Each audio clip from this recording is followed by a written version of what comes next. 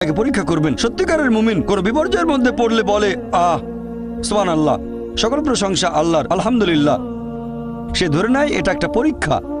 কোনো বিপর্যয় আসলে সেটা হয় একটা পরীক্ষা অথবা একটা শাস্তি। নবীগণের তাকওয়া অনেক বেশি, তাদের জন্য এটা শাস্তি না, এটা পরীক্ষা, আর তারা পাশ করেছেন। যদি কারো জীবনে কোনো ভালো কিছু ঘটে সেটা হয় একটা পুরস্কার অথবা পরীক্ষা। সম্পদ হতে পারে পুরস্কার অথবা একটা পরীক্ষা। ভালো কোনো কিছু ঘটলে সেটা হয় পুরস্কার, নয়তো একটা পরীক্ষা। অনেকে আল্লাহর পথ থেকে দূরে সরে যায়, তারপরে বলে আমাকে সম্পদ দাও, আল্লাহর সম্পদ দেন, তারপরে তারা পরীক্ষায় ফেল করে।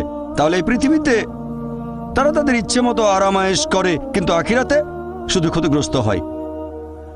দান একটা পরীক্ষা, সন্তুষ্ট হওয়া পরীক্ষা, সন্তান সন্ততিও পরীক্ষা। অনেক সময় আমরা মুসলিমরা আল্লাহ তাআলার কাছে অভিযোগ করি যে আল্লাহ